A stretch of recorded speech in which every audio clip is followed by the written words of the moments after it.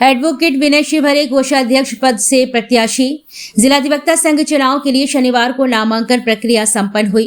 कोषाध्यक्ष पद के लिए एडवोकेट विनय शिवहरे अपने साथियों के साथ ढोल नगाड़ों सहित पूरी धूमधाम से नामांकन दाखिल करने पहुंचे। नामांकन करने के उपरांत उन्होंने कहा कि कचहरी में साफ सफाई, पानी की समस्या और खासकर महिलाओं के लिए वॉशरूम की समस्या का समाधान करना हमारी प्राथमिकता होगी और जो भी अधिवक्ताओं के हित में कार्य होंगे वे किए जाएंगे। इसके साथ ही उन्होंने कहा कि यहाँ वाहन रखने की बड़ी जटिल समस्या है। इसके समाधान के लिए जीतने के उपरांत कार्यकारिणी में अपनी बात रखी जाएगी और कोशिश होगी कि सरकार तक हमारी बात पहुंचे और समस्या का समाधान हो। विनय शिवहरे ने कचहरी परिसर में साथी अधिवक्ताओं के साथ जनसंपर्क कर उनसे अपने पक्ष में वोट देने तथा जीत दिलाने के लिए अनुरोध किया है।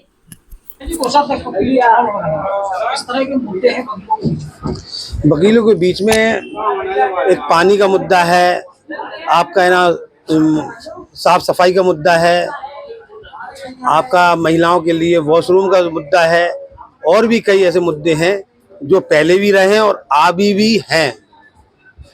क्या कारण मानते हैं? इतनी बार कार्यकारिणी बनती है लेकिन मुद्दे अभी तक हावी हैं, निराकरण कुछ नहीं हो रहा है। निराकरण होता है लेकिन फिर वो ये ना क्षतिग्रस्त हो जाती हैं वो चीज़ें। पानी की टंकियाँ वगैरह सब सही होती हैं, कभी ना टोटियाँ खराब हो जाती हैं, ये सब इस तरह का है। जो आप लेडीज टॉयलेट की बात कर रहे हैं वो आज तक हमने मेरी कभी तक कचहरी परिसर में देखी नहीं है। तभी तो हमने कहा है ना कि अगर मैं कार्यकारिणी में गया तो मैं कार्यकारिणी में की जो मीटिंग होगी उसमें यह मुद्दा रखूंगा और उसको है ना अपने जो उच्च है ना पदाधिकारी हैं हमारे कार्यकारिणी के बनेंगे, उनसे कहेंगे कि इन महिलाओं के लिए जो हमारी अधिवक्ता हैं उनके लिए एक सोच के लिए आप वॉशरूम जो है वह अलग से बनवाएं हर एक कैंपस में। समस्या आप गिना रहे हैं, किसको उत्तरदायी मानते हैं? उत्तरदायी हम लोग सभी हैं क्योंकि हम लोगों ने अभी तक ध्यान नहीं दिया इस पर। जो कार्यकारिणियां अभी तक बनी है उन्होंने अपना उत्तरदायित्व ठीक ढंग से नहीं निभाया क्या?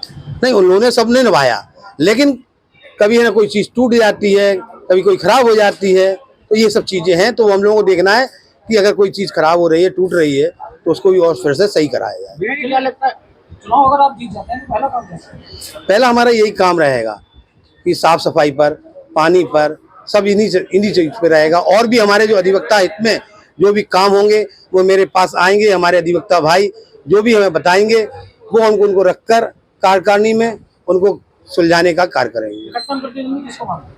मेरा निकटतम प्रतिद्वंदी कोई नहीं है क्योंकि हमारा ये सब परिवार का है, सब भाई लोग हैं और प्रेम का चुनाव है। कोई निकट प्रतिद्वंदी नहीं है हमारा। पिछले चुनाव में हार का कारण क्या है?